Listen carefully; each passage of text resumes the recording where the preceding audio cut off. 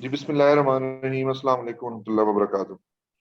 उम्मीद करता हूँ जी आप सब लोग काफी से होंगे और जो आप लोग को पढ़ाया जा रहा है वो डेली बेसिस पे आप उसको पढ़ रहे होंगे।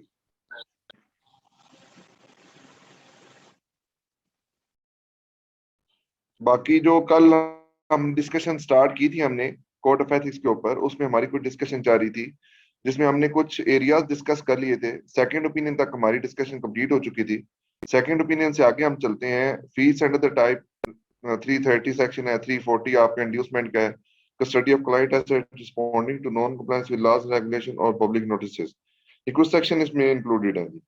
अब इसमें आपको मैंने रीडिंग मटेरियल कहा था कि इसमें आपने रीडिंग करके आना है, तो आप लोगों ने इसमें रीडिंग की है या नहीं की जी? तो रीडिंग की है या नहीं की जी, मैं इसकी एक ब्रीफ अंडरस्टैंडिंग आपको दे देता हूँ जी। अभी जो basically fee under the type of remuneration है ना, ये थोड़ा सा, अगर हम टेबल ऑफ कंटेंट पे आते हैं जरा एक दफा दोबारा, टेबल ऑफ कंटेंट में जब आएंगे ना तो कुछ रिक्वायरमेंट्स हमारी डुप्लीकेट हो रही होंगी। आपको इस तरह लगेगा कुछ रिक्वायरमेंट डुप्लीकेट हो रही है बाकी सेक्शंस में। तो वो बेसिकली डुप्लीकेट रिक्वायरमेंट नहीं है, वो आपको बेसिकली जो डिफरेंट एरियाज हैं जहां जहां पे कवर होते हैं उनके बारे में डिस्कशन उसकी मौजूद है। फॉर एग्जाम्पल, अगर मैं आता हूँ सेक्शन 300 के अंदर, 330 के अंदर, तो यहाँ पे fees under the type of remuneration आ रही है। अगर मैं सेक्शन 4A में जाऊंगा तो वहां पे fees under type of remuneration आएगी। तो जो बेसिकली ये जो सारी डिस्कशन है ये डिफरेंट तरीके से चलती है। जरा इधर आ जाइए, इधर देखते हैं। पार्ट 3 है जी, पार्ट 3 में fee under the type of remuneration आ रही है। फिर आगे पार्ट 4A आता है जी। पार्ट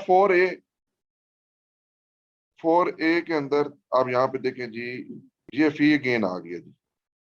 ठीक हो गई। थ्री थ्री में भी थी fees and the type of remuneration थी।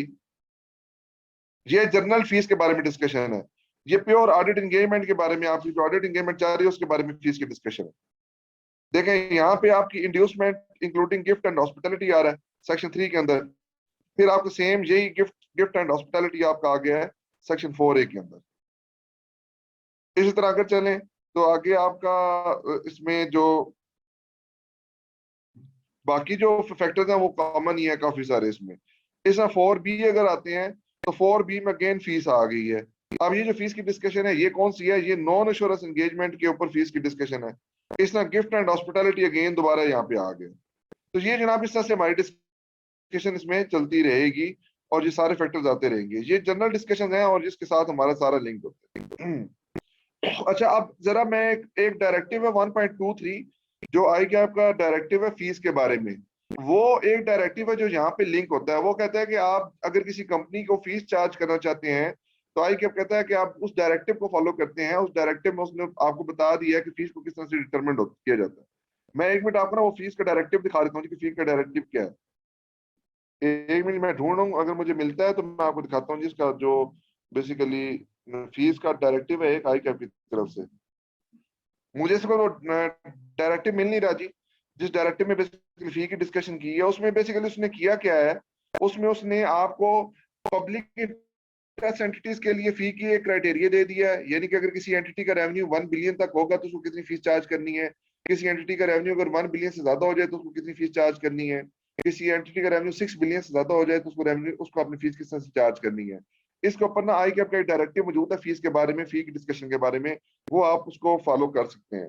बाकी जो लेवल ऑफ फीस है, फीस आप किसी भी क्लाइंट से कितनी भी फीस चार्ज कर सकते हैं बेस्ड ऑन द वर्क जो है perform, based on the cost you will be incurring on the client. उसकी बेसिस के ऊपर आप क्लाइंट को फीस चार्ज कर सकते हैं। अब अगेन वही सेम डिस्कशन उस तरीके से हाईलाइट करना है आपने। देखें, मेन आपको fees another type of remuneration है, इसको आप पिंक कलर से हाईलाइट कर लेंगे। फिर उसके अंदर लेवल ऑफ फीस है, ये पहला पॉइंट है, इसको आप पिंक कलर से हाईलाइट कर लेंगे। ठीक हो गया जी। अब यहाँ पे अगेन थ्रेड्स आइडेंटिफाई करने हैं जी। ठीक हो गया जी। थ्रेड्स के लिए कहाँ पे है जी? When entering into a negotiation regarding the professional services, a chartered accountant practice may quote fee whatever is deemed to be appropriate, commensurating with the nature and services to be rendered. Or in such case, chartered accountant practice should be careful not to quote fees lower than the charge by the chartered accountant practice previously carrying out the audit, unless scope and quantum of the work materially differ from the scope and quantum of work carried out by the previous auditor, as if this can be regarded as undercutting. यानी कि in short क्या है, वो कहते हैं कि fees आप जो मर्जी चार्ज करें आपके ऊपर डिपेंडेंट है। आप अपने पास डायरेक्टिव रख सकते हैं आई कैप का, जो 1.23 का डायरेक्टिव है वो फॉलो कर सकते हैं।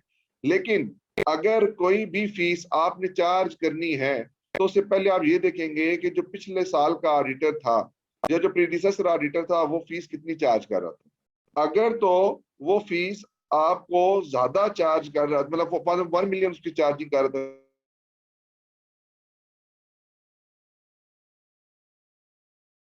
से नीचे फीस चार्ज करेंगे तो this will be called under cutting.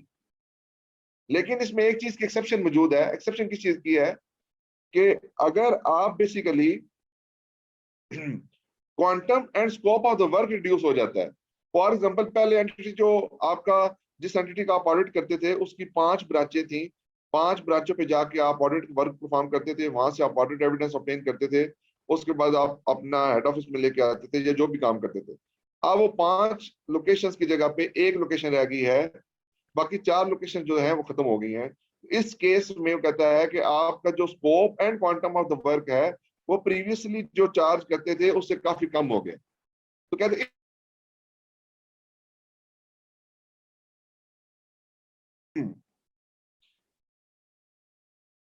आगे इसमें जो आपके थ्रेड्स हैं, वो थ्रेड्स देखिए, self interest thread to the compliance.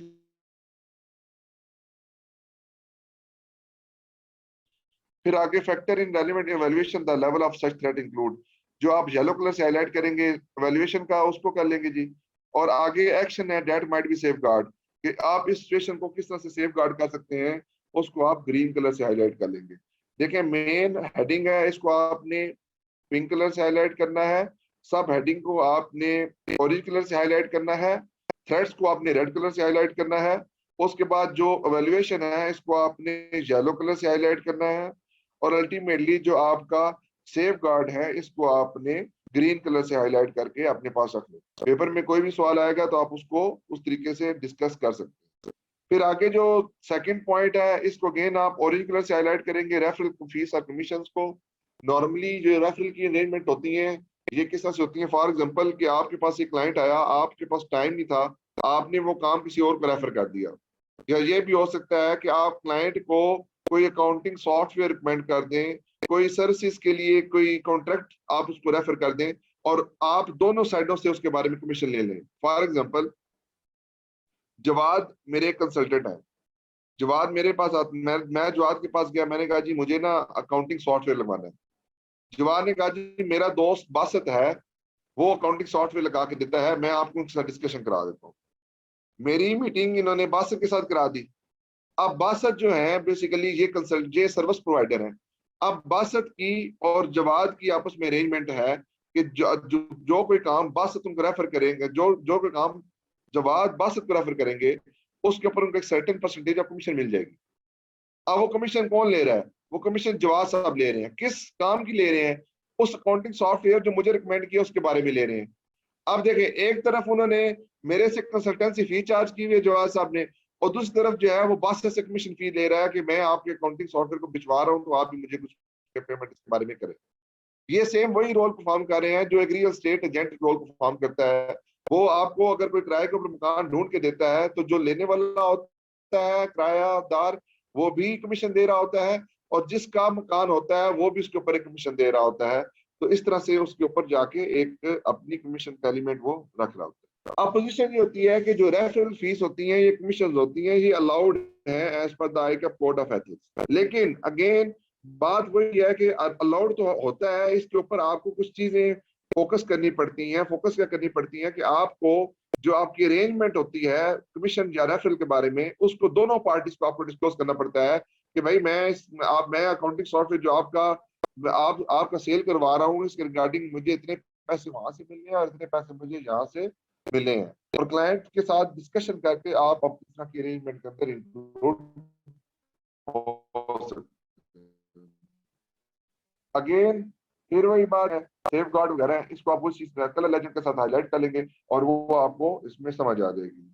फिर वो कहते हैं जी purchase of sale of a firm, यानी कि अगर आप फर्म को सेल परचेज कर रहे हैं, ये तीसरा हेडिंग है आपकी fees and other type of remuneration के अंदर। तो कहते हैं chartered accountant practice may purchase all or part of another firm on the basis of payment will be made to the individual formerly owning the firm or to their hirers or estates। Such payments are not referral fee or commission for this purpose of section. कहता है कि अगर some time आप किसी firm को purchase करते हैं तो आप उसके एसेट को परचेज कर रहे हैं या आप उस फर्म को टेक ओवर कर रहे हैं, तो उसके लिए आप जो पेमेंट कर रहे हैं इंडिविजुअल्स को, वो रेफरल फी के जुमरे में नहीं आती। ठीक हो गया जी, यहां तक क्लियर है बात आपको?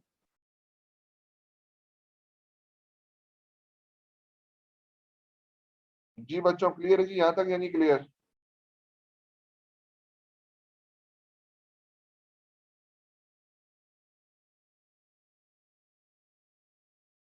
ये जो डायरेक्टिव की डिस्कशन कर रहे थे हम कोड ऑफ एथिक्स में, ये ग्रुप में भेज दिया जी एक बच्चे ने, तो आप इसको फॉलो कर सकते हैं। दोबारा भी मैंने भी बोल के भेज दिया दोबारा।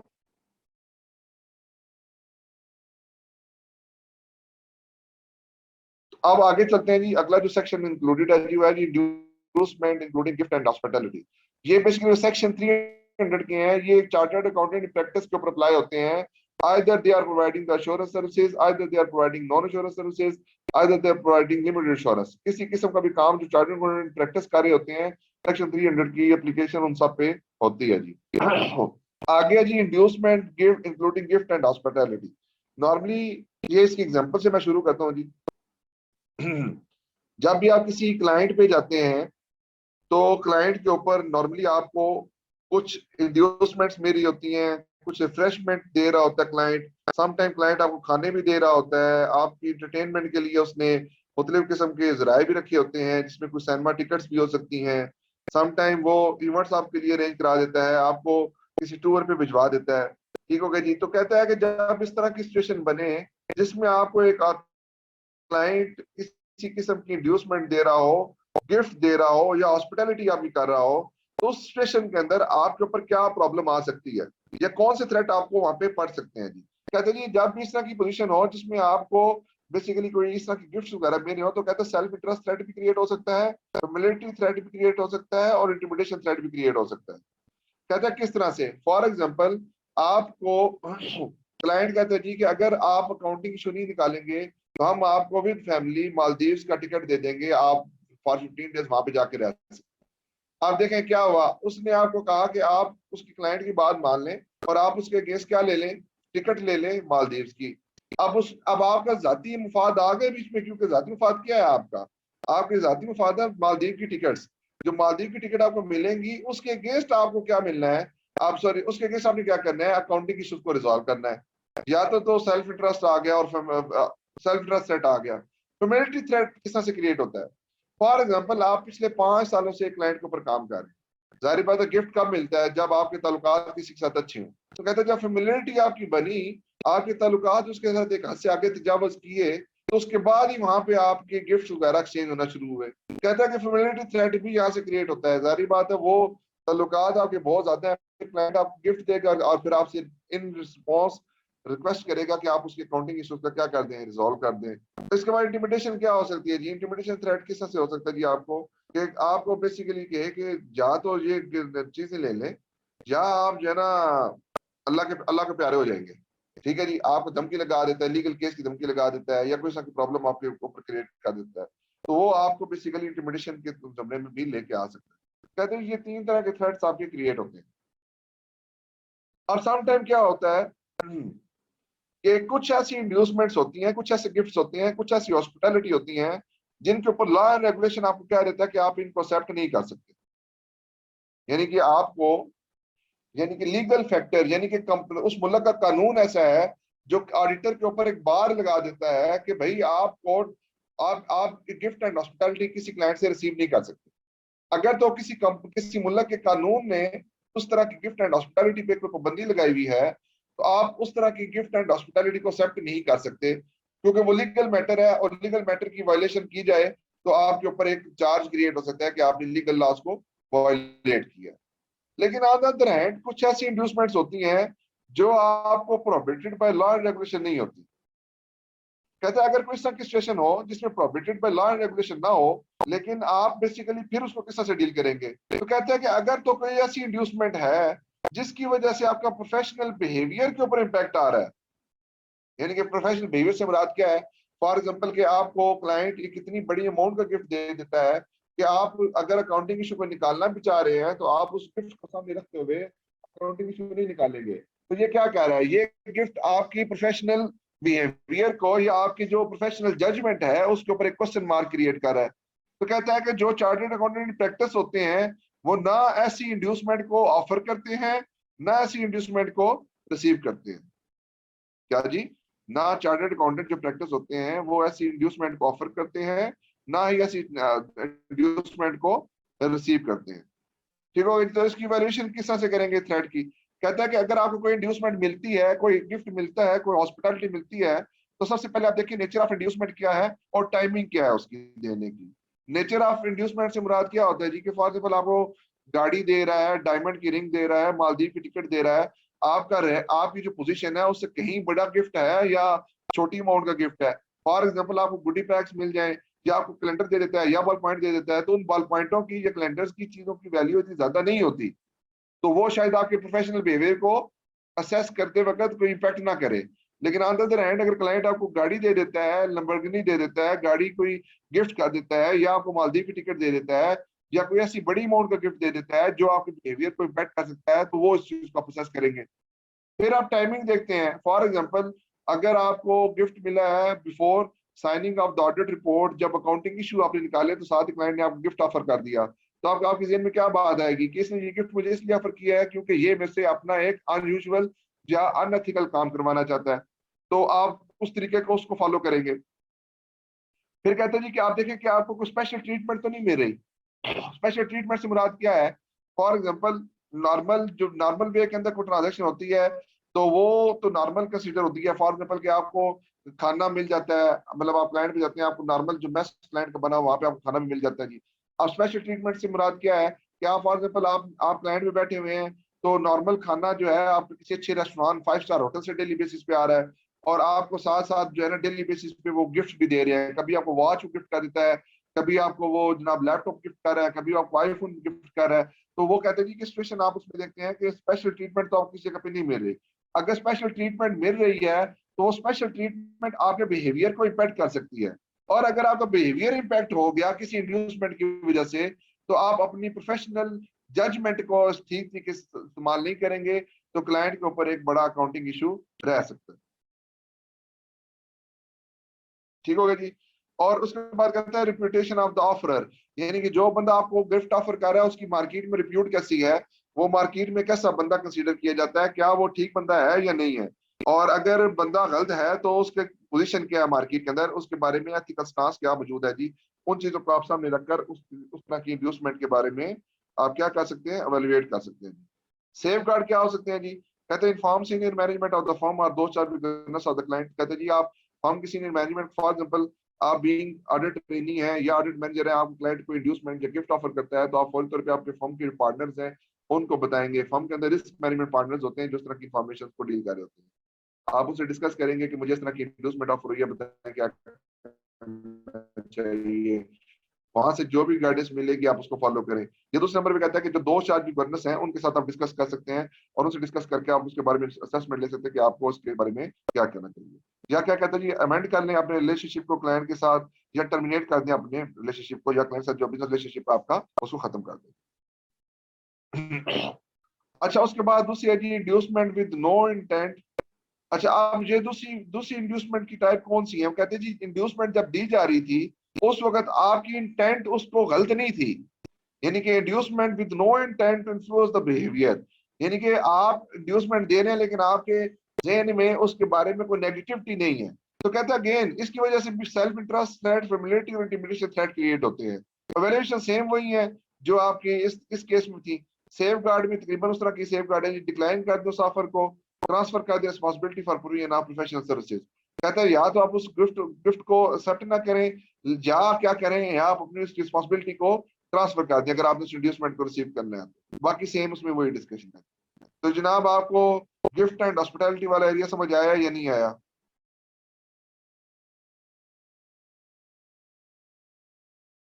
सेल्फ इंटरेस्ट थ्रेट और फेमिलिटी एंड इंटिमिडेशन थ्रेट क्रिएट होते हैं। इसको रेड कलर से हाईलाइट कर लें, इसको पिंक कलर से हाईलाइट कर लें। ये जनरल रिक्वायरमेंट है, उसमें से बता दी गिफ्ट नॉर्मली किस तरह की चीजें इसमें आती हैं। फिर ये इंड्यूसमेंट प्रोहिबिटेड वाला रेगुलेशन, उसको किस तरह से डील करना है। फिर इंड्यूसमेंट नॉट प्रोहिबिटेड वाला रेगुलेशन, उसको किस तरह से डील करना है।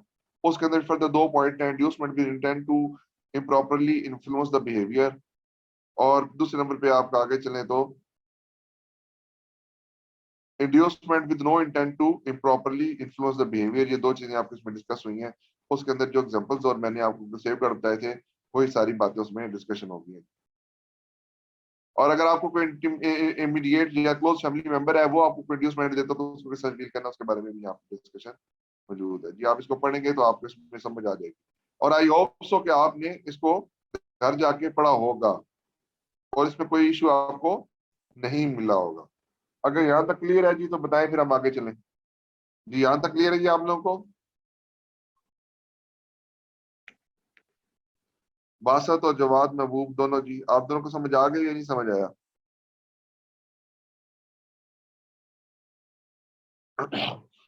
अच्छा जी।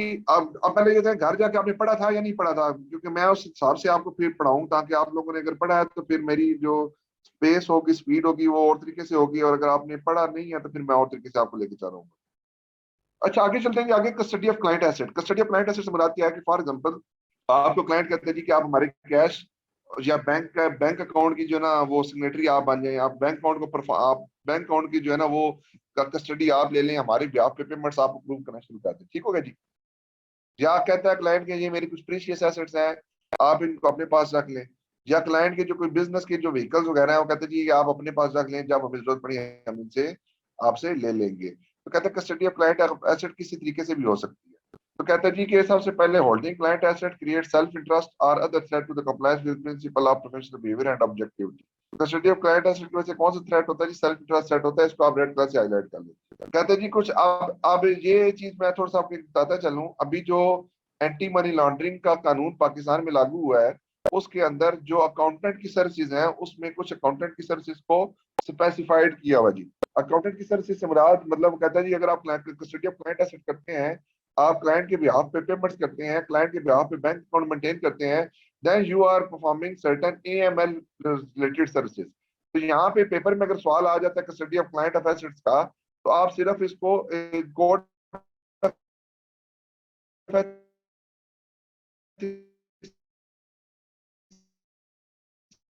जवाब नहीं देंगे, बल्कि आपके जेहन में मनी लॉन्ड्रिंग के कानून के मुताबिक एप्लीकेबल होती है अकाउंटेंट्स के ऊपर।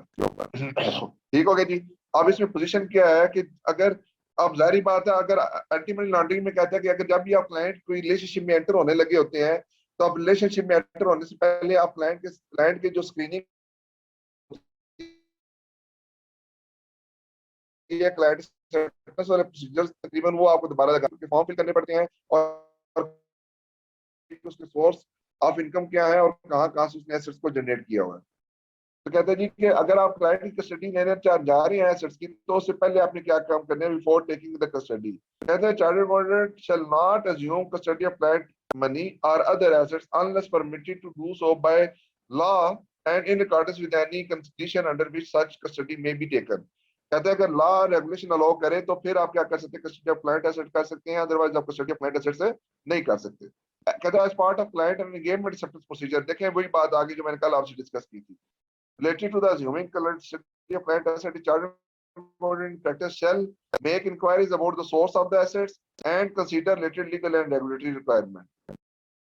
बेटा ये बात आप कह रहे हैं कि हम क्यों कस्टडी ऑफ क्लाइंट एसेट लेंगे, तो बड़ी सिंपल सी बात है कि नॉर्मली क्लाइंट जो होते हैं वो आपको अपने सिग्नेटरी के तौर पर पॉइंट कर देते हैं। फॉर एग्जाम्पल एक क्लाइंट है जिसका हेड ऑफिस है बाहर के मुल्क में, लोकल उसने ऑफिस कोई नहीं बनाया हुआ, लोकली वो कहता है जी कि मैं चार्टर्ड अकाउंटेंट फर्म्स को हायर करता हूँ, उन्हीं को कहता हूँ कि वही मेरी ब्याह पे बुक कीपिंग करते रहे, वही मेरे ब्याह पे वो क्या करते चेक वगैरह की प्रेजेंटेशन करते रहे।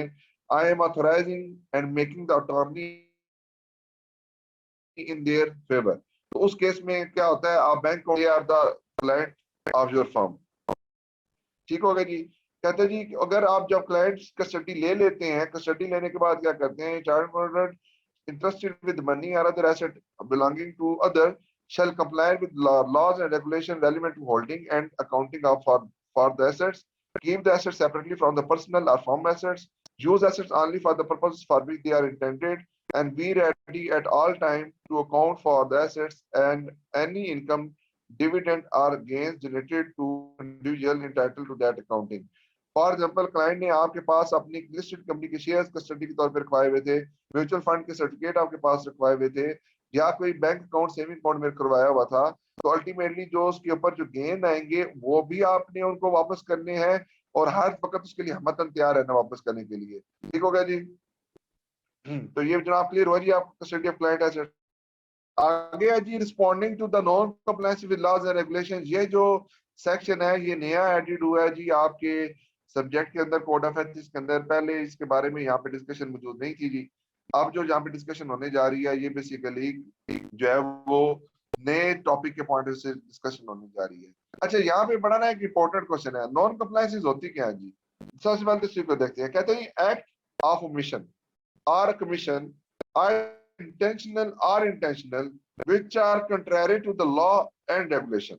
कहते हैं कोई ऐसा काम जो लॉ एंड रेगुलेशन की वायलेशन में हो उसको कहते हैं non compliances with laws and regulations, non compliances कहते हैं। अब सवाल ये बनता है कि कौन सी नॉन कंप्लायंसेस होंगी। ये वो नॉन कंप्लायंसेस होंगी जो बिजनेस की है या बिजनेस के साथ लिंक्ड है, जो डायरेक्टली या इनडायरेक्टली किस तरीके से लिंक्ड है। तो मतलब क्या हुआ इसमें, अगर किसी डायरेक्टर का या शेयर होल्डर का या किसी की मैनेजमेंट पर्सनल का कोई फैमिली या पर्सनल को केस चल रहा है, या उसके ऊपर कोई अपने अपनी जात का कोई केस चल रहा है जो इन फैक्टर से हट कर है, तो वो इस एरिया के अंदर कवर नहीं होता। तो यहाँ पे जो नॉन कंप्लायंसेस की रिपोर्टिंग के बारे में डिस्कशन होने जा रही है, ये वो प्योर नॉन कंप्लायंसेस के मेथड्स हैं जो बेसिकली आपको जो बिजनेस के रिलेटेड है, कंपनी के रिलेटेड है, और कंपनी के जो रिलेटेड फैक्टर्स हैं उनसे रिगार्डिंग आपको कुछ केसेस को फेस करना पड़ जाता है, तो आप उसको किस तरीके से डील करेंगे। इसके बारे में मैंने आपको बताया था जब हम ISO 240 पढ़ते हैं तो वहां पे भी नॉन कंप्लायंसेस के बारे में बताया हुआ है कि जब भी किसी क्लाइंट के ऊपर नॉन कंप्लायंस लॉज रेगुलेशन आती है तो आप उस नॉन कंप्लायंसेस को फौरी तौर पे रिपोर्ट करते हैं जी टू द कंसर्न अथॉरिटीज। तो उसके बारे में एक ऑलरेडी डिस्कशन हमारी हो चुकी है 240 में, और यहाँ पे कुछ रिमेनिंग डिस्कशन है वो हम यहाँ पे कर लेंगे। तो सबसे पहले वही बात है, थ्रेट्स कौन कौन से क्रिएट होते हैं। कहते हैं सेल्फ इंटरेस्ट थ्रेट और इंटिमिडेशन थ्रेट क्रिएट होता है to the integrity and professional behaviour if CA chartered accountant identify some non compliance with providing services. जब सर्विस प्रोवाइड कर रहे हो, आपने कोई नॉन कंप्लायंस आइडेंटिफाई कर ली हो, उसकी वजह से आपको सेल्फ इंटरेस्ट थ्रेट आ जाता है या इंटिमिडेशन थ्रेट आ जाता है। जारी बात है, अगर आपको आपके जहन में यह है कि नॉन कंप्लायंस को आइडेंटिफाई कर ली है, उसको अगर रिपोर्ट करेंगे तो क्लाइंट हो सकता है आपको कहे कि भाई मैं आपसे काम नहीं करवा रहा, आप जो है वो काम छोड़ दें। दूसरी ऑप्शन क्या हो सकती है, आपने कोई अकाउंट आपने कोई नॉन कंप्लायंस निकाल लिया तो क्लाइंट आपको धमकी लगा देता है कि भाई अगर आप इस नॉन कंप्लायंस को रिपोर्ट करेंगे तो हम आपके खिलाफ लीगल केस कर देंगे या आपको हम नुकसान पहुंचाएंगे। जी, यहाँ तक क्लियर हुआ जी।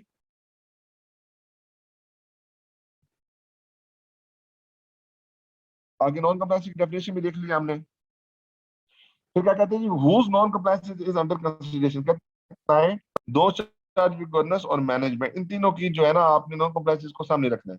Other person working for under the direction of the client, कहते हैं उसके अलावा उन लोगों की जो बेसिकली क्लाइंट की डायरेक्शन के मुताबिक काम कर रहे हैं, उनकी नॉन कंप्लायंस अपने ध्यान में रखनी है।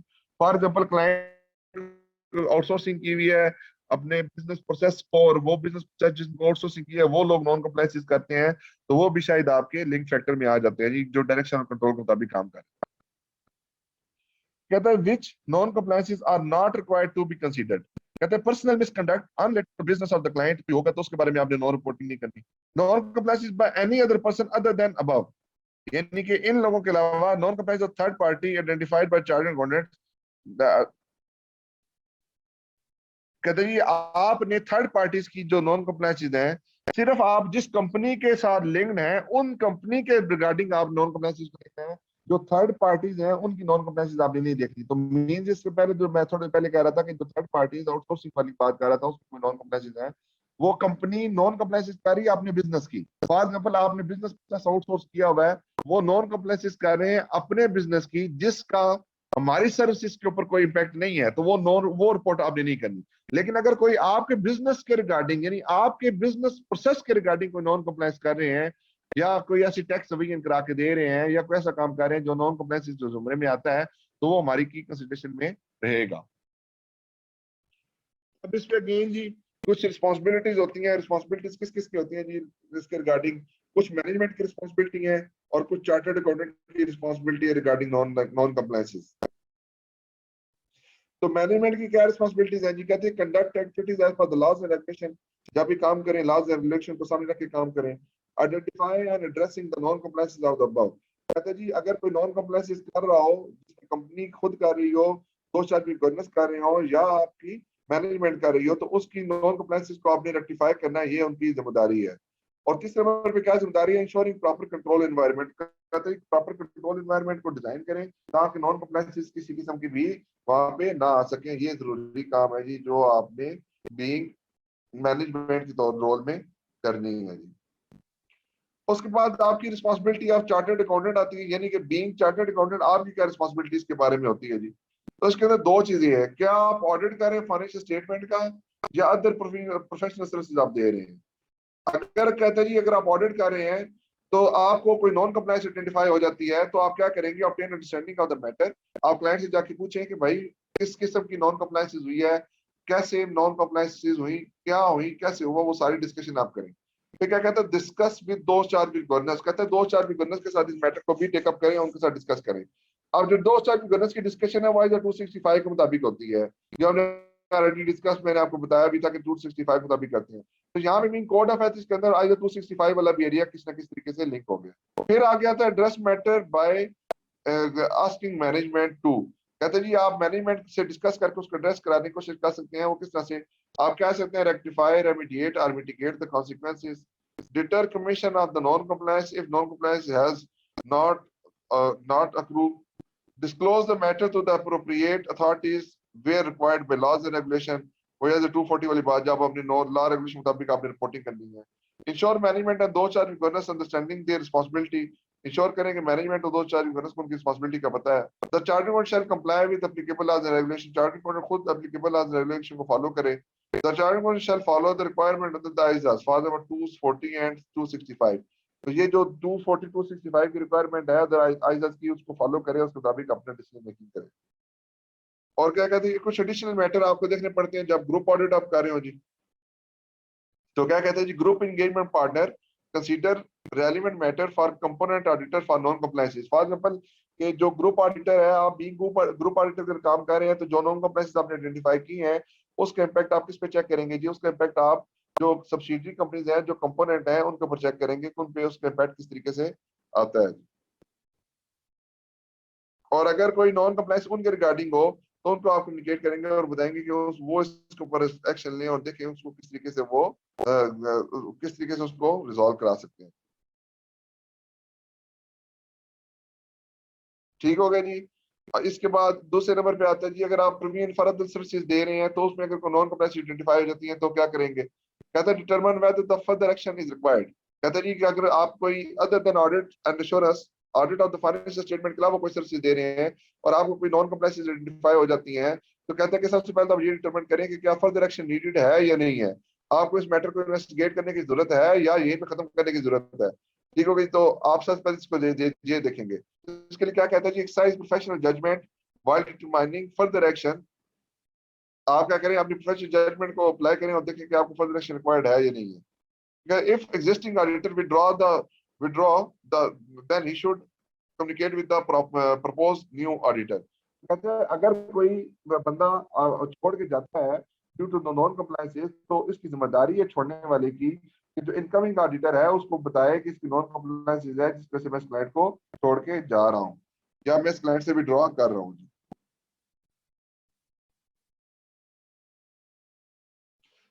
और क्या कहते हैं? Determine whether there is need to disclose matter to authorities. वो कहते हैं फिर आप ये भी डिटरमिन करें कि क्या इस मैटर को डिस्क्लोज करने की जरूरत है मैनेजमेंट के साथ या डिस्क्लोज करने की जरूरत नहीं है जी। ये फैक्टर्स आप देख के इसको कंक्लूड कर सकते हैं जी। ये आपका यहाँ पे एरिया कवर हो जाता है जी। सेक्शन 300 के ऊपर जरा फेस पे आते हैं जी। सेक्शन 300 में देखते हैं हमने क्या क्या चीजें पढ़ ली हैं, क्या क्या चीजें रह गई हैं। उसके बाद 5 मिनट की ब्रेक लेंगे, उसके बाद हम सेक्शन 400 के ऊपर दोबारा जंप शुरू करें।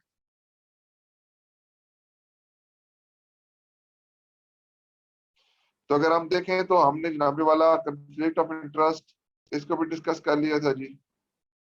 प्रोफेशनल अपॉइंटमेंट को डिस्कस कर लिया था, सेकंड ओपिनियन भी डिस्कस कर लिया था, fee under the type of remuneration को भी डिस्कस कर लिया जी, इंड्यूसमेंट को भी डिस्कस कर लिया है, कस्टडी ऑफ क्लाइंट एसेट्स को भी डिस्कस कर लिया है, और responding to non compliance with laws and regulation को भी हमने डिस्कस कर लिया है। पीछे एक एरिया रह गया सेक्शन 370, ये आप खुद पढ़ेंगे तो आपको इसके बारे में अच्छी खासी अंडरस्टैंडिंग आ जाएगी। हम एग्जैक्टली ले रहे हैं जी 5 मिनट की ब्रेक, 5 मिनट के बाद दोबारा हम मिल जाएंगे जी। यहाँ तक किसी का कोई सवाल है जी तो कर ले, फिर हम 5 मिनट की ब्रेक लेने लगे जी, 5 मिनट के बाद दोबारा मिलते हैं जी। तो आगे जो हमारा डिस्कशन है ये बेसिकली पार्ट 4A के ऊपर डिस्कशन है जी। पार्ट 4A के अंदर अगेन आप ये इंडिपेंडेंस की रिक्वायरमेंट्स है, independence for audit and review engagement. Audit और रिव्यू के अंदर आपको इंडिपेंडेंस को किस तरह से इंश्योर करना पड़ेगा जी, उसके बारे में डिस्कशन है। अब यहाँ पे फीस की अगेन डिस्कशन आ गई है। यहाँ फीस क्या होगी, यहाँ ओवरड्यू फीस के बारे में डिस्कशन हो सकती है, यहाँ पे एडिशनल मैटर्स होंगे फीस के बारे में। इस तरह कंपनसेशन की पॉलिसी एवोल्यूशन है, अगर आप फर्म के अंदर कंपनसेशन ठीक तरीके से नहीं देते तो क्लाइंट के ऊपर, आप क्लाइंट के ऊपर जब टीम जा रही है तो वहां पे उनको क्वालिटी ऑफ वर्क नहीं मिलेगा, वहां पे कुछ इश्यूज आ सकते हैं, वो किस तरह डील करने हैं। गिफ्ट एंड हॉस्पिटैलिटी अगेन आ गया है, मेन ऊपर वाला है जी। एडिशनल फैक्टर्स यहाँ पे इंडिपेंडेंस के पॉइंट ऑफ व्यू से हैं। फिर अगर कोई थ्रेटन्ड लिटिगेशन आपको मिलती है उसको किस तरह से डील करना है।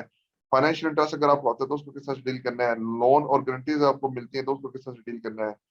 बिजनेस रिलेशनशिप में आपने किस तरह से डीलिंग करनी है। फैमिली एंड पर्सनल रिलेशनशिप अगर आपका आ जाए क्लाइंट के ऊपर तो वहाँ पे इंडिपेंडेंस को किस तरह से इंश्योर करना है।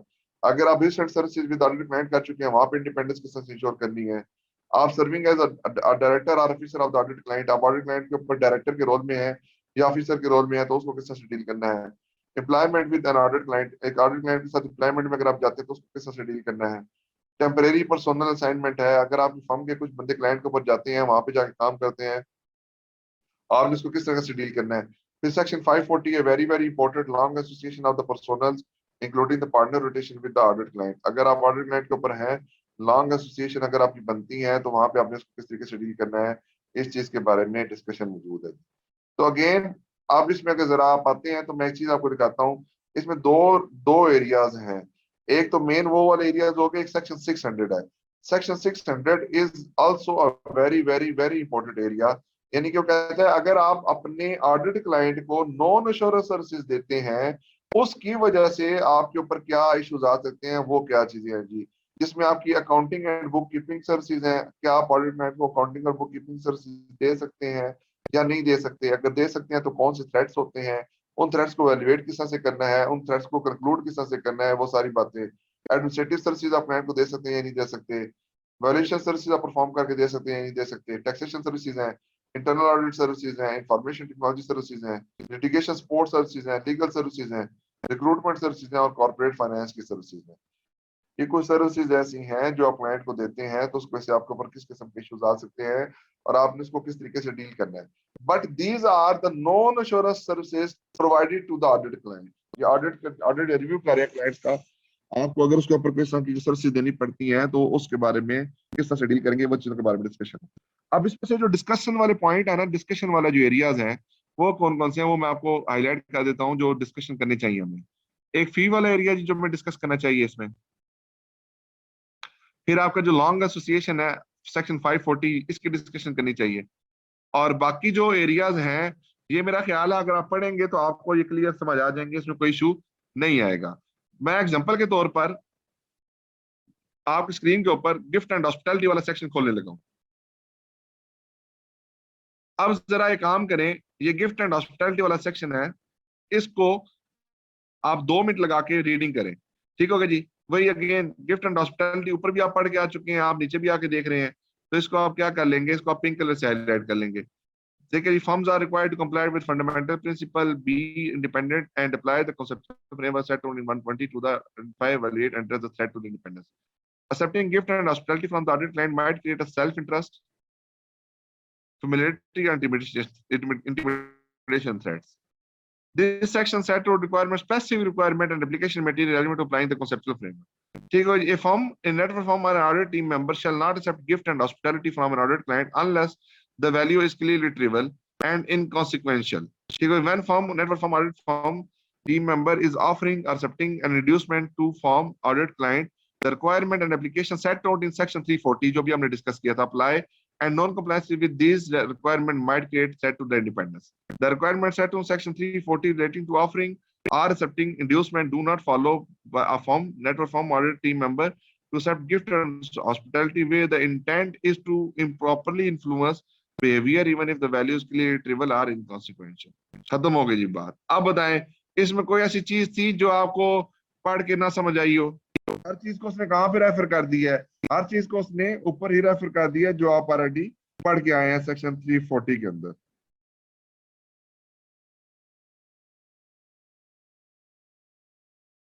जी इसी तरह आगे चलते हैं। आगे आपका क्या कहते हैं जी, इससे पहले वाला सेक्शन कौन सा था जी? देखिए जी, कंपनसेशन एंड एवेल्यूशन पॉलिसीज हैं। इसको मैं रीडिंग करता हूँ, आप देखें, अगर आपको ना समझ आए तो मुझे बताइएगा। अगेन वही पहला पैराग्राफ हो जाता, मतलब उसके बारे में, ए फर्म एवेल्यूशन और कंपनसेशन पॉलिसीज माइट क्रिएट। बेटा रिपीट इसलिए हो रही है कि देखिए रिपीट नहीं हो रही, वहां पे वो जनरल रिक्वायरमेंट्स हैं, यानी कि गिफ्ट एंड हॉस्पिटैलिटी अगर आपको बीइंग प्रैक्टिसिंग चार्टर्ड अकाउंटेंट कहीं भी मिलती है तो उसको कहीं भी डील करना है तो सेक्शन 340 में डील करना है आपने। लेकिन जब आप ऑडिट के साथ लिंक करना चाहते हैं, प्योर ऑडिट और इंश्योरेंस की एंगेजमेंट के साथ लिंक करना चाहते हैं, तो फिर आपने उसके साथ सेक्शन 420 को भी लिंक कर लेना।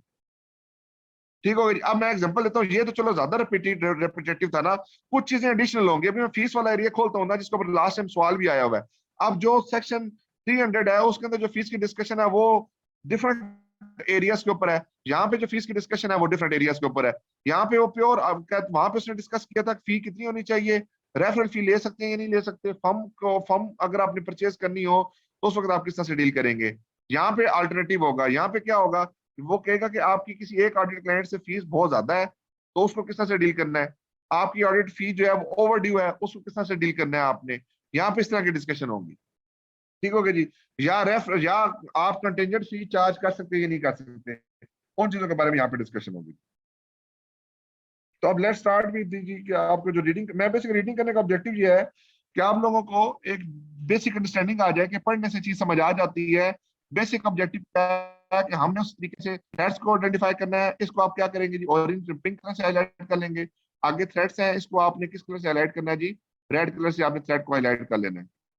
फिर उसके बाद अगेन वही बात है जी, evaluation है जी, client is evaluated on or compensated for the selling non-share services to other client, the level of self interest that depend on।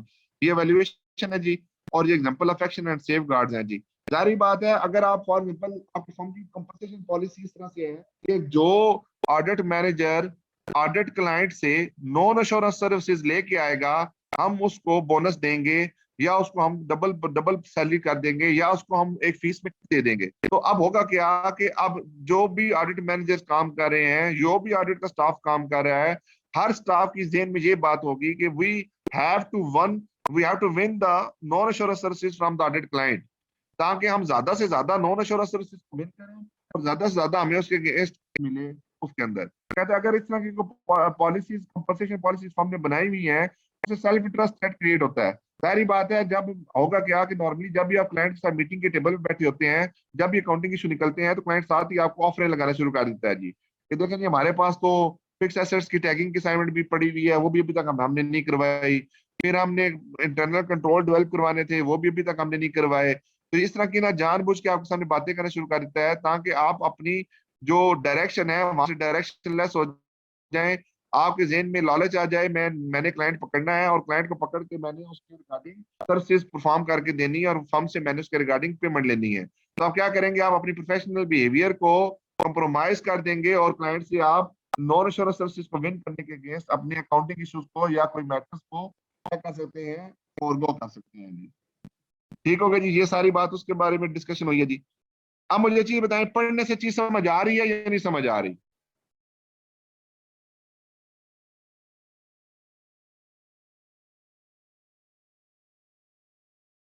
Ji बासत and जवाब और जो बाकी बच्चे सुन रहे हैं, आप लोगों को समझ आ रही है या नहीं समझ आ रही, कोड के अंदर किस तरीके से मैनेज करना है, किस तरीके से हमें चीजों को लेके चलना है। आपको सिर्फ बेसिक देखें, मैंने क्या किया, मैंने आपको सिर्फ बुक पढ़ना सिखाई है। मैंने बुक के अंदर जो मेजर मेजर कॉन्सेप्ट थे वो आपको देने हैं और उसके बाद आपको प्रैक्टिस करवानी है। मेरी आज के दिन में इसके अलावा एक लेक्चर और लगाऊंगा जिसमें मैं आपको सिर्फ थ्योरी फर्दर करवाऊंगा इस पूरे एरिया की, बाकी रीडिंग आपने करनी है। और नेक्स्ट वीक में इंशाल्लाह हम प्रैक्टिस कर रहे होंगे। प्रैक्टिस हमारी सिर्फ कोड ऑफ एथिक्स की होगी और 2 दिन हम सिर्फ प्रैक्टिस पे ही लगाएंगे कोड ऑफ एथिक्स की। उसमें मैक्सिमम क्वेश्चंस को डिस्कस कर लेंगे ताकि पेपर में बैठे हुए आपको जो क्वेश्चंस होते हैं उनके बारे में अंडरस्टैंडिंग क्लियर हो जाए कि पेपर में क्वेश्चन किस तरीके से आते हैं। अभी सिर्फ मैं आपको जो एरिया लेके जाने चाह रहा हूँ जी, वो जो इंपॉर्टेंट एरियाज हैं उनको उन्हीं के ऊपर फोकस करना चाह रहा हूँ जी, कि तो आपको पढ़ने से कुछ समझ नहीं आएंगे, मैं वो जरा आपसे डिस्कस कर लूँ। सेक्शन 400 में वापस चलते हैं और इसके अंदर जो इंपॉर्टेंट एरियाज हैं उनको डिस्कस कर लेते हैं जी। अभी मैंने जो आपके साथ डिस्कस करना है, फी वाला एरिया डिस्कस करना है, फी वाला इंपॉर्टेंट एरिया है। ये इस दफा पेपर में टेस्ट भी हुआ है मेरा ख्याल है, ठीक हो गया जी। तो आपने बेसिकली इसको इसी तरीके से पढ़ना भी होता है जी। फी के अंदर मैं थोड़ा सा आपको गाइड कर दूं जी, फी की कंपोजिशन किस तरीके से है। यहाँ पे फीस क्या है, फीस के बारे में क्या डिस्कशन है जी। फी के बारे में यानी कि मेन फी के तो होगी आपकी, ये जो फी है ये तो ऑरेंज कलर से आप सॉरी पिंक कलर से हाईलाइट कर लेंगे। रिक्वायरमेंट एंड एप्लीकेशन है, इसमें फी एंड रिलेटिव साइज, यानी कि अगर एक ऑडिट क्लाइंट से आपका मेजर पोर्शन ऑफ फीस आता है तो उसकी वजह से कौन से थ्रेड क्रिएट होते हैं, उन थ्रेड्स को किस तरह से वैल्यूएट करना है, उसको किस तरह से डील करना है, वो आपके इस सेक्शन में कवर होते हैं जी, फीस के अंदर रिलेटिव साइज के अंदर। इसमें फिर अगेन दो कैटेगरीज बनती हैं, एक ऑल ऑडिट क्लाइंट्स बनते हैं और एक आपकी सिर्फ पब्लिक इंटरेस्ट एंटिटीज बनती हैं। ये देखें, ये फिर सब कैटेगराइजेशन है उस मेन पैराग्राफ की। ये ऑल ऑडिट क्लाइंट्स हो गए और ये नीचे आपके सिर्फ जो audit client debtor public interest entities है वो हो गई, ठीक हो गया जी। उसके बाद दूसरे नंबर पे आपका आता है जी, अगर कोई फीस ओवर ड्यू हो क्लाइंट की, यानी फॉर एग्जाम्पल आपने क्लाइंट के ऊपर पिछले साल काम किया था, अभी तक आपको क्लाइंट ने पिछले साल की ऑडिट फीस नहीं पे की, तो उसको किस तरह से डील करना है, that is called the fee over due, ठीक है। ये दूसरा केस है। तीसरा केस आपका कंटेंजेंट फीस का है। कंटेंजेंट फीस से मुराद क्या होता है कि फॉर एग्जाम्पल अगर आप मुझे ऑडिट 30 दिन में कम कंप्लीट करके दे देंगे तो आपको 100% ऑडिट फी मिल जाएगी, लेकिन अगर आप ऑडिट काम को डिले करेंगे तो फिर क्या होगा, हम आपकी फीस का कट कर लेंगे 20% या कोई स्पेसिफिक परसेंटेज के साथ। कहते हैं जब भी आपकी फीस कंटेंजेंट हो जाए किसी भी मैटर के ऊपर जो फ्यूचर के अंदर जाके हैपन होना है, उसकी बेसिस के ऊपर डिसाइड होना है कि आपको फीस मिलनी है या नहीं मिलनी, तो कहता है इस तरह की अरेंजमेंट को आप एक्सेप्ट नहीं करेंगे, तो this is called the contingent fees. तो ये तीन मेजर एरियाज इसके अंदर जनाब डिस्कशन है जी हमारी। आप जरा चलते हैं वन बाय वन। अच्छा, वन बाय वन चलते हैं, तो वन बाय वन सिंपल से है जी। ये फीस की रिलेटिव साइज है, ये इंपॉर्टेंट एरिया जी। ऑल ऑडिट क्लाइंट पे क्या कहते हैं, when total fee generated from the audit client bye the firm expressing the opinion represent a large portion of the total fees of the firm, the dependence on that client and concern about losing the client creates self interest or intimidation threat।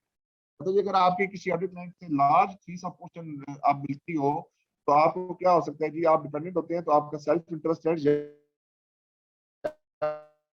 Self intimidation threat create हो सकता है। Large portion से मुराद क्या है, large portion से मुराद है जी कि for example आपके पास एक ही क्लाइंट है और उसकी क्लाइंट की मेजर फीस आपके पास आती है, या क्लाइंट के जो टोटल रेवेन्यू है उसमें 15% से ज्यादा किसी क्लाइंट की फीस हो जाए तो वो लार्ज प्रोपोर्शन के अंदर आ जाती है। तो कहते हैं कि अगर फॉर एग्जाम्पल, अब इसमें अगेन वही बात है कि ऑल ऑडिट क्लाइंट से अगर अगर पेपर में एक क्वेश्चन आ जाए कि कंपनी अनलिस्टेड कंपनी है, तो आपने सिर्फ इसी रिक्वायरमेंट को फॉलो करना है ऑल ऑडिट क्लाइंट्स वाले। और अगर पेपर में क्वेश्चन आ जाए कि पेपर में जो एंटिटी है वो listed on the stock exchange है, तो फिर आपने यहाँ से भी आंसर प्लान करना है और आपने नीचे एडिशनल फैक्टर्स हैं उसको भी प्लान करना है जो जो आपको पब्लिक इंटरेस्ट एंटिटी के केस में फॉलो करने पड़ते हैं। अगेन वही बात है, factor that are relevant in evaluating the level of such threat include, कि आप थ्रेड्स को किस तरह से इवैल्यूएट करेंगे, वही अगेन बात है जी। पहले आपने रेड कलर से हाईलाइट करना है थ्रेड्स को, फिर आपने वैल्यूएशन को हाईलाइट करना है कि उस थ्रेड्स को इवैल्यूएट किस तरह से किया जाएगा येलो कलर के साथ, और उसके बाद आपके एक्शंस होते हैं जिसको कहते हैं सेफ गार्ड लगाना, उसको आप क्या कर सकते हैं जी, उसको आप ग्रीन कलर से हाईलाइट कर सकते हैं। तो जब आप पूरे पूरे पैराग्राफ पढ़ेंगे तो वहां पे इस तरह की आपको इन्फॉर्मेशन मिल जाएगी, आप उसको देखेंगे तो आपको उसमें क्लियर हो जाएगा जी। ये देखें, ये सेफ गार्ड है जी, safeguard to address self interested और इंटिमिडेशन। अब ये तो एक जनरल डिस्कशन हुई है ना, यहाँ पे उसने आपको कोई बात नहीं की, लेकिन कहता है अगर पब्लिक इंटरेस्ट एंटिटी हो, और अगर पब्लिक इंटरेस्ट एंटिटी हो और उसकी जो टोटल फीस है वो फर्म की फीस के 15% या उससे ज्यादा चली जाए, तो कहता है उस केस में फिर आपको क्या करना पड़ता है, उस केस में फिर आपको कुछ एडिशनल रिक्वायरमेंट फॉलो करनी पड़ती है। वो एडिशनल रिक्वायरमेंट क्या होती है जी, वो कहते हैं जी disclose to those charged with governance of the audit client the fact that the total fees such represent more than 15% of the total fee received by the firm। तो कहते हैं जी अगर आपकी फीस किस हो जाए आपके आप टोटल फर्म के रेवेन्यू से, तो आपने क्या करना है, आपने दो चार्ज विद गवर्नेंस को कम्युनिकेट करना है कि आपकी ऑडिट फीस इस क्लाइंट से फर्म की टोटल रेवेन्यू की 15% से ज्यादा चली गई है। और उसके बाद दूसरी बात करता है, ये बड़ी इंपॉर्टेंट और इंटरेस्टिंग पॉइंट है जो डिस्कस करने वाले हैं। कहते हैं discuss whether either of the following of action might be safeguard to address the threat created by total fees received by the firm from the client, and if so apply it।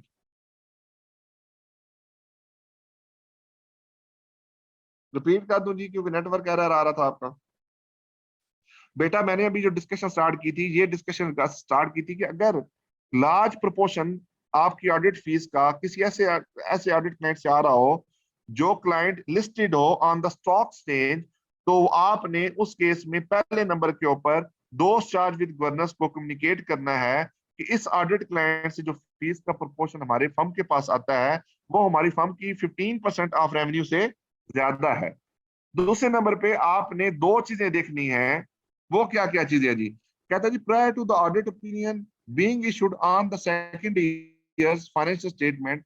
अब देखिए क्या है, discuss whether either the following action might be safeguard to address the threat created by the total fee received by the firm from the client and if so applied prior to the audit opinion being issued on the second year's financial statement, a chartered accountant who is not member of the firm expressing the opinion on the financial statement perform an engagement quality control review of the engagement, or professional body perform a review of the engagement that is equivalent to an engagement quality control review, a pre-issuance review। कहते हैं पहले साल आपकी firm की, for example आपकी firm बनी, पहला साल था फर्म का, आपने पहले साल तो फीस ले ली, पहले साल तो इसकी रिक्वायरमेंट नहीं आई, लेकिन जैसे ही दूसरा साल आया तो दूसरे साल में जब आप अपनी ऑडिट रिपोर्ट इशू करने जा रहे थे, ऑडिट रिपोर्ट इशू करने से पहले आप देखें कि क्या प्री इशुएंस रिव्यू करवाने की जरूरत है या नहीं है। प्री इशुएंस रिव्यू किससे करवाना है? किसी फॉर एग्जांपल आपने ऑडिट फाइल बनाई है तो ऑडिट फाइल का रिव्यू किसी ऐसे थर्ड पार्टी से करवाना है जो ऑडिट एंगेजमेंट के जो फर्म के साथ लिंक ना हो, जो फर्म का मेंबर ना हो, who is not a member of the firm expressing the opinion, जो फर्म का मेंबर ना हो, जो फर्म एक्सप्रेस कर रही ओपिनियन को, ये थर्ड पार्टी होनी चाहिए। आप उसे प्री इशुएंस रिव्यू करवाएंगे अपनी फाइल का। फिर दूसरे नंबर क्या कहता है, आफ्टर द ऑडिट ओपिनियन, अब एक प्री इशुएंस होता है, एक पोस्ट इशुएंस होता है। यानी कि आप बेसिकली या प्री इशुएंस रिव्यू करवाना पड़ेगा, ऑडिट रिपोर्ट इशू करने से पहले रिव्यू करवाना पड़ेगा, या अगर आपने ऑडिट रिपोर्ट इशू कर दी है तो फिर भी आपको सेम इस तरह के एक रिव्यू करवाना पड़ सकता है। कहते हैं ये दो तरह की ऑप्शन आपके पास अवेलेबल होती हैं, आपने इन दो तरीके से काम करना होता है। लेकिन इसके साथ एक एडिशनल पॉइंट कहता है जी, वो एडिशनल पॉइंट क्या है जी, when the total fee described in paragraph 410.4, यानी कि जो यहाँ पे बात की 15% वाली, कहता है अगर 15% से सिग्निफिकेंटली इंक्रीज हो जाए फीस, यानी आपकी फीस वाले 40% of the total form revenue पे चली गई है, 50% ऑफ द फॉर्म रेवेन्यू पे चली गई है, तो कहते हैं इस केस में जो पोस्ट इशुएंस रिव्यू होता है वो आपके थ्रेट को रिड्यूस नहीं करता। तो इस केस में हमेशा क्या करना पड़ेगा आपको, प्री इशुएंस रिव्यू आपको करवाना पड़ता है।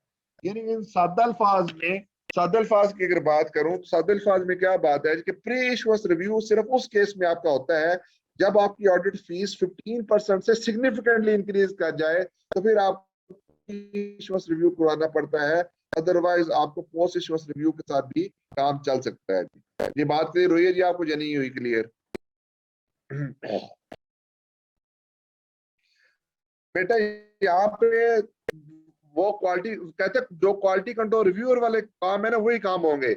यानी कि जो आईएसओ 220 और आईएसक्यूसी 1 के अंदर जो एंगेजमेंट क्वालिटी कंट्रोल रिव्यूअर के फंक्शन परफॉर्म करने होते हैं, काम वही होंगे, लेकिन फर्म जो ओपिनियन दे रही है वो बंदा नहीं करेगा। यानी कोई मेंबर जो उस फर्म का हो जो ओपिनियन दे रही है वो बंदा एंगेजमेंट क्वालिटी कंट्रोल रिव्यू नहीं करेगा, बल्कि एक थर्ड पार्टी करेगी जो फर्म के साथ किसी तरीके से लिंक्ड ना हो। स्कोप वही होगा जो आईएसओ 220 के अंदर एक्सप्लेन्ड है।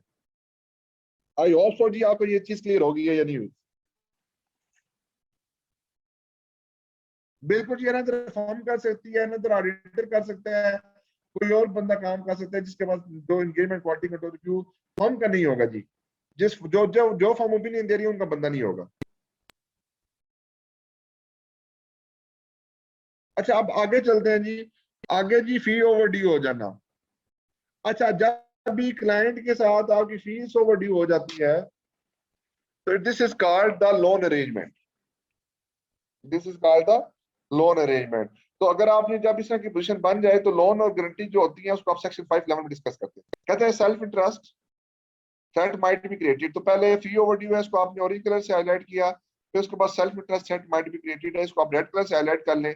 If significant part of the fee is not paid before the audit report for the following year is issued, it is generally expected that the firm will require payment of fee before such audit report is issued. The requirement and application material set out section 511 with respect to the loan and guarantee might also apply to the situation where such unpaid fees exist. अब अगर पुराने code of ethics की बात की जाए तो वो कहता था जब भी फी ओवर ड्यू हो जाए तो आप जब तक फी क्लियर नहीं होती आप उस वक्त तक ऑडिट क्लाइंट को रिपोर्ट इशू नहीं करते। लेकिन जब आप बेसिकली अब नया कोड ऑफ एथिक्स आया तो नए कोड ऑफ एथिक्स में उसने ये नहीं कहा कि आप ऑडिट रिपोर्ट इशू ना करें, लेकिन कहते जी कि थ्रेट क्रिएट हो सकता है, लेकिन आप उसको इस तरीके से डील कर सकते हैं। फिर उसमें example of action and that might be safeguard to address, कहता जी obtain partial payment of the overdue fees having an appropriate reviewer who did not take part at the audit game and review the work perform. When significant part of the fee due from the audit client remain unpaid for a long time, the firm shall determine whether the overdue fee might be equivalent to the loan to the client and whether it is appropriate for the firm to be reappointed or continue the audit engagement.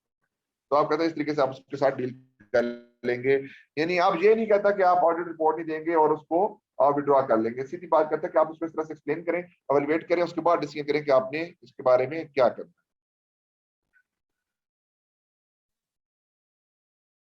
फिर उसके बाद contingent फी है जी। Contingent फी के बारे में मैंने explain कर दिया, कंटेंजेंट फी क्या होती है।